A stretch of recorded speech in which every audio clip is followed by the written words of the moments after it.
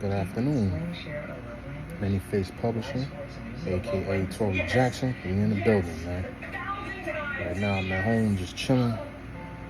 And today is a nice day out.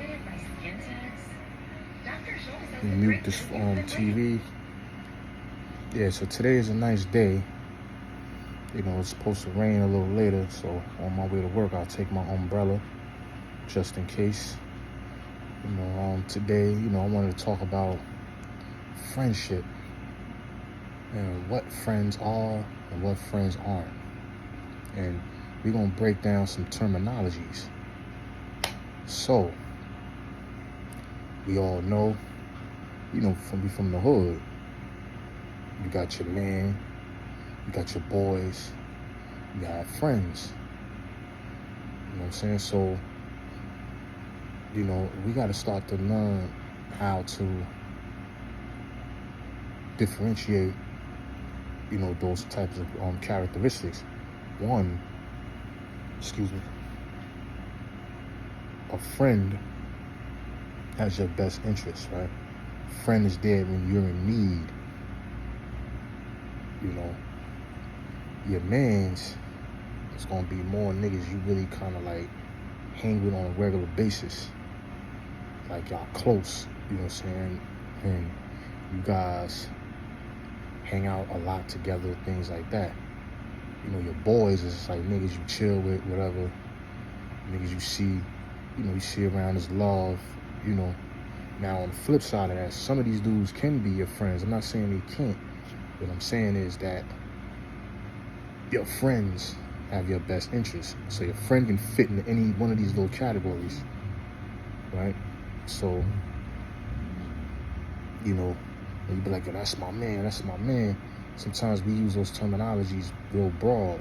Like we'll say, oh, that's my man, a dude I just met in the gym yesterday, or I met him last week. That's my man right there, cool dude, whatever.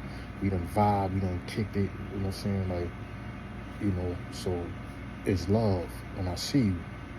Your boys is like, to me, I'm just giving my opinion, those are the guys that are more like,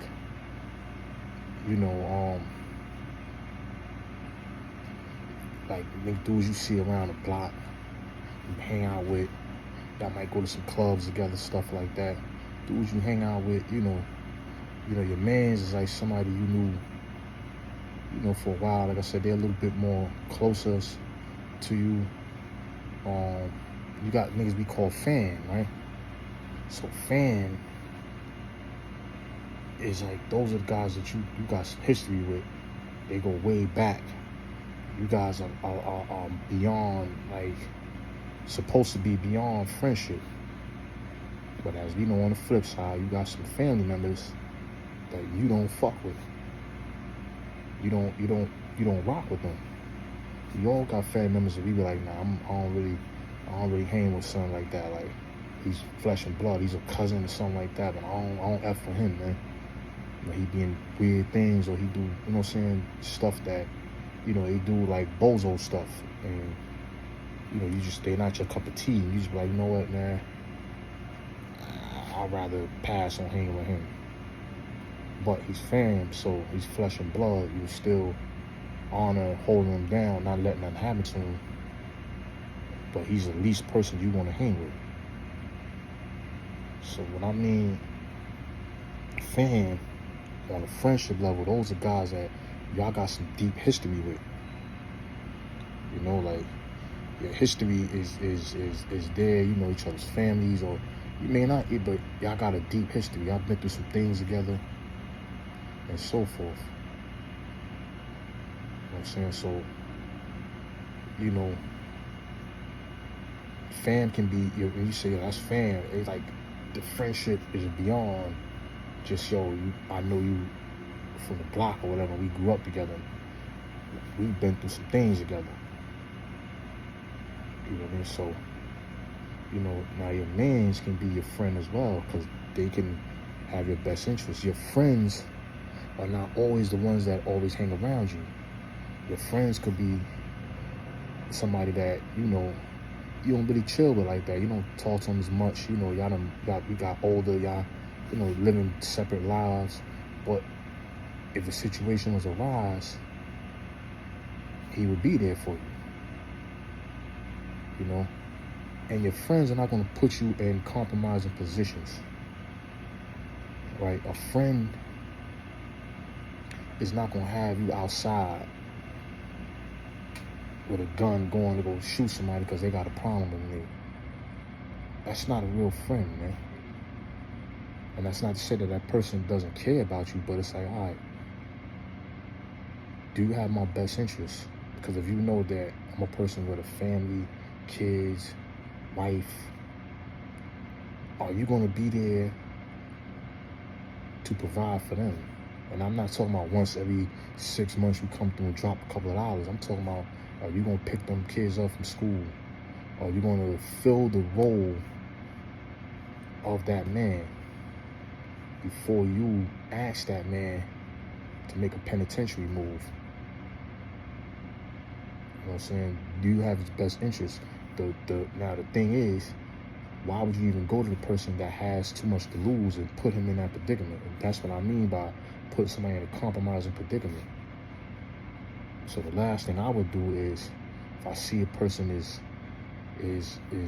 you know, changing himself or whatever, but he's doing the best he can to provide for his family, I'm not going to take you away from that because I've got a problem. I'm going to deal with that problem on my own. You know, like, and this goes to this gang culture thing that I want to get to as well, because it's like, what are we doing out here? Do you guys know what a throwaway dude is? We call them throwaway niggas. Yo, you hire a nigga, go hit a nigga real quick. So you go out here, you commit this crime, right? These dudes don't give a F about you, man. They're not gonna make sure your mom's is okay. They're not gonna pay for your lawyer. How much money are they gonna take care of your entire bid? Are they gonna take care of your kids? Like I said, are they gonna pick up your kids from school? Are they gonna pay your rent? Are they gonna, you know, are they gonna provide for your family if you have one? And as a little dude, you know, you got a whole life ahead of you. Why are you throwing it away in the streets? Just because of some color or some gang or some block. That block gonna be there when you're gone. All people gonna do is say, oh, son's a real nigga, man. Yo, that nigga, yeah, your son give it up. Your son is busy, son is gun. Put some money on his books. Go check his mom's. Like, you know what I'm saying? Like, so before we throw our lives away for some dumb shit, and we go and ask our mans or ask little niggas to do some dumb shit, think about those things. If that matters to you. You know, use your brain, man. Think, man. Are you gonna be there to support his wife when she needs? And I'm not talking about giving her no what's her name. I'm talking about, like, if she has a death in the family, are you gonna attend the funeral with them? Are you gonna console her when her parents are sick and pass away? Are you gonna take my daughter to the doctor's appointments? Are you gonna pay my life insurance, my health insurance, all that shit? So these are things that we don't ask when we look at our boys, and that's what I mean by having their best interest. I'm not gonna put you in that compromising position. On top of that, now I go out here and do something stupid. My family got to watch their back now, because I don't know who's who out here, who they know, who they're affiliated with. So we gotta, you know, and like I said, on top of that, you gotta know who your friends are and who your friends ain't. You know, you gotta separate who your mans is and who ain't your mans. Your mans wouldn't even really, if he care about you, like I said, the friend can fall into either one of those categories. Because your man ain't gonna put you in that compromising position either. He's gonna think like, yo, nah, let me chill. Let me not involve that brother. Or if you're a gang and you really care about these kids, first of all, gang is supposed to be out here protecting the community, not destroying it. Not running around here beefing just to be beefing, just to want some tough guy shit. Oh, my block was this block. Y'all not even getting no real money out here. And still don't work together, if anything, and let's build. I'm not saying that, people can't create organizations and things like that, but what are we building? Are we encouraging these kids to do the right thing when they joining these gangs? Or are we encouraging them to go, you gotta cut somebody to be in the gang? That's some stupid shit, man. So you're gonna cut an innocent person, go cut another gang member to create another war out here that's unnecessary. But yet, when a white person do something to a black person, we all on the streets protesting all damn day. So where's the protest for black on black crime? We protest once every 3 years? Have a convention once a year? Like, come on. Like, what are we doing? What are we doing? Do we care about each other? Or are we just living in a moment? You know what I'm saying? Because now, what these little young kids don't think about is, because they just think, my man, OG just talking, whatever. I done been through the same shit y'all been through in them streets. So my question is, when them gates lock and reality set in, what are you gonna do? You gonna gang? How long are you gonna keep living like that? I don't want to live in a jail cell with police telling me to wake up, what time to wake up, when I go to bed, when I have to cut off my light, rec room closed, can't watch TV after a certain hour, can't get up and go to the store, can't have sex with my wife. I don't want to live like that. Telling me when to eat, child, on a child. Telling me when I can get my mail. Telling me when I can get my packages, when I can see my loved one. Nah, I want to be home. What kind of infringement? I can't set those examples for a child. If I have kids, they can't get an example like that. What kind of example are you setting? And what kind of life is that? And these young kids, they don't get it. Their minds are not mature enough to really understand. Some kids are, but some, they so caught up with the streets and their perception, and they think that everything is about a point to prove. You have nothing to prove out here. If I could go back in time and change the way I really wouldn't want to change it, but I do. But there's a lot of decisions that I probably wouldn't have made. But Allah knows best, and the decisions that I made have brought me here today, gave me a mind frame of the way I think and things like that. And like I said, I'm not going through that shit. Sitting up in no jail cell, police abusing you, talking crazy to you and all this other shit. Nah. Sitting up there in some maximum security prison in a fucking cage. We don't belong in cages, man. Our kids don't belong in cages. And until our kids grasp these messages and we don't start to do things for these kids and set better examples, we're not gonna have a society pretty soon, man. It's a society of chaos as it is. Like, I think I did the video when I talked about role models. And we look for the role models to be Hove and all these bad. They're not role models. They're successful people at their crafts. Your role models should be your parents, your teachers, and hopefully you choose the right friends as role models, because you can learn from friends too, examples, the ones that are doing the right things, or family members and stuff like that, uncles. Those are the people we should be looking at as role models. And we have to fit that mold. We can't just, be walking around here and not show these kids the way. I'm guilty of it as well as everybody else. Most of us older dudes will walk around the streets and mind our business because we don't want no parts of these young kids. But at the same, because we don't know these young kids, and this is the reality that is in New York City, is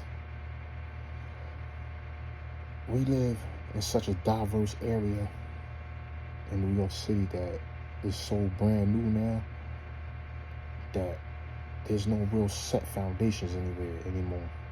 There's no families outside that, you know, like neighborhoods where everybody is that knows each other like that. Like you might have a group of kids that know each other from one building, and then they may know some kids from school, but we don't know each other anymore the way we used to when a neighbor knew you your whole life. That's rare you finding that now. The kids were led by examples, got up and went to church, or, you know, get up and go to the mosque,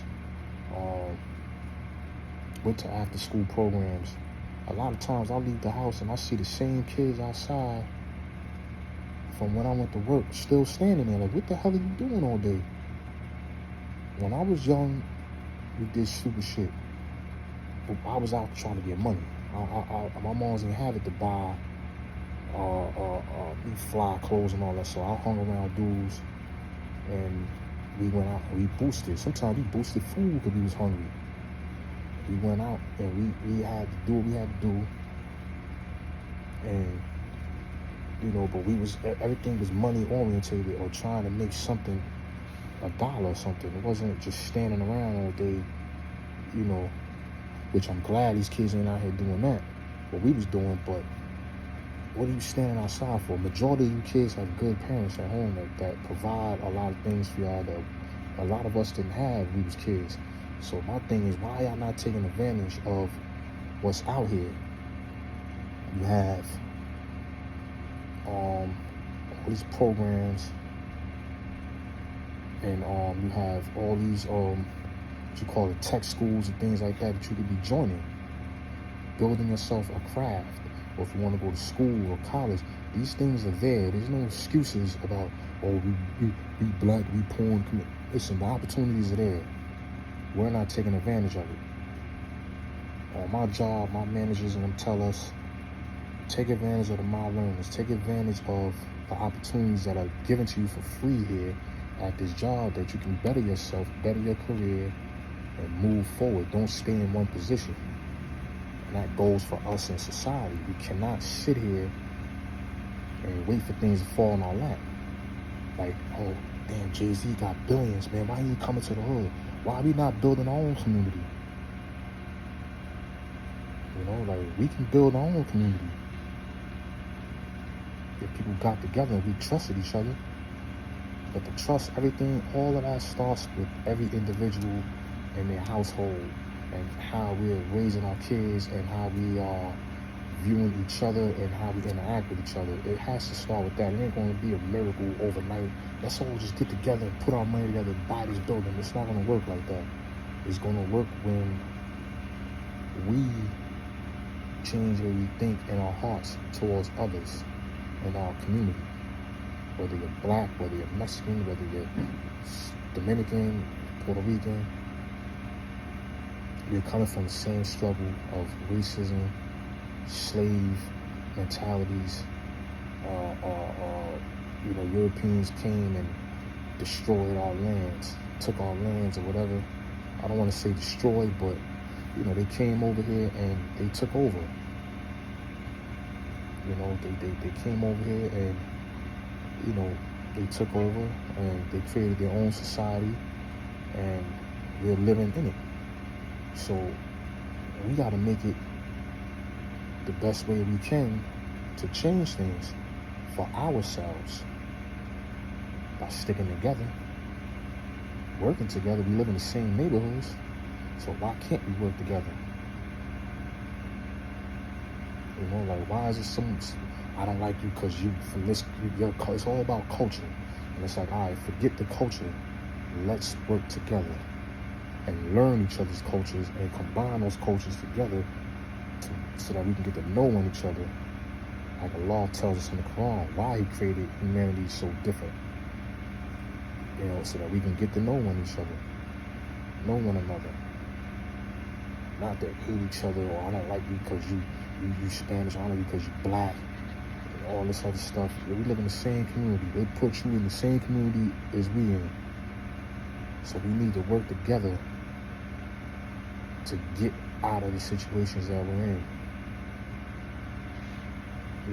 And we need to lead by example, and we need to look around at others and see what other people are doing that are successful and how we can emulate that. But it all starts, like I said, in each other's households. How we perceive ourselves, how we view others, and how we're raising our kids. And, hopefully our kids are not out here, and committing crimes. And hopefully, when these gangs, or leaders of these gangs can start to, move on a positive note. And I'm not saying all these gangs are just negative. What I'm saying is move on a positive note. We shouldn't be out here shooting and carrying on at each other. We should be working together to protect these communities. Not, he came through over here looking. First, you shouldn't be doing that anyway. You coming over here looking, grilling niggas for, knowing the type of time people are on. But at the same time, we shouldn't be reactive all the time either. But like I said, all of that starts with how we view each other. And hopefully, we can change this culture from so violent and towards each other to helping each other better ourselves. We can put money together and build a community center where they have a trade school and things like that.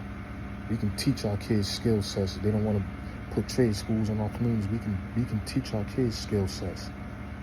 We don't have to rely on people to teach our kids how to put a car together, or how to break down a car, or break down a motorcycle, or how to be an electrician, or how to do carpentry. We can teach these kids these things, man. Plenty of us have skills. All of us have skills. But that's just my thoughts, man. But I'm gonna get back to it, because I kind of veered off of what I really want to talk about, and that was friendship. Your mans, your family, and things like that. Your fam, your friends, your mans, those differences. Like I said, your man is a nigga you gonna rock with every day. Your fam is a nigga that you have a lot of history with, and history come with a lot of things. Y'all could have been in the street together and been through a lot of wars and violence and stuff like that, or y'all could have, went to the same college, or whatever, but y'all got a deep history that goes a long ways. You have your friends, like I said, your friends always have your best interests. So just know that people that put you in compromised positions don't have your best interests. I'm not saying that they're not your friends 100%, but what I'm saying is 100% valid. But I'm just giving my thoughts on how I view things.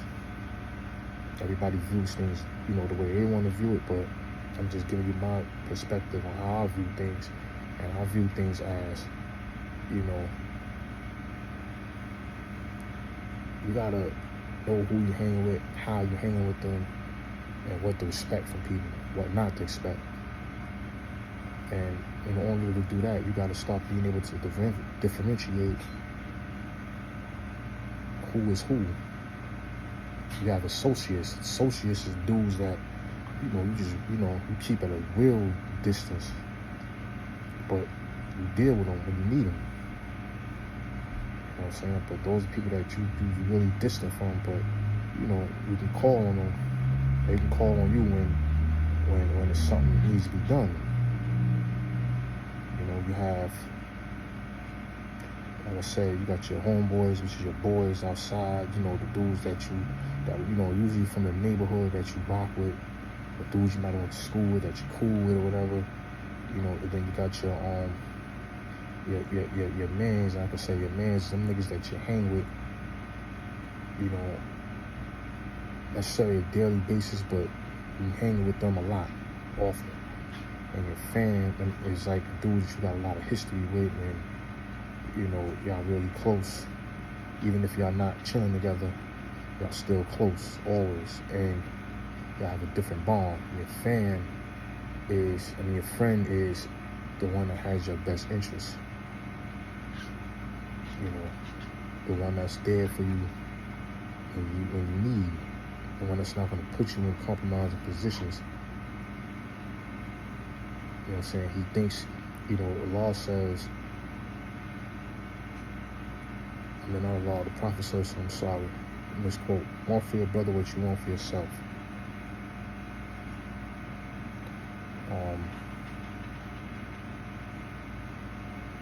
Want for your brother what you want for yourself.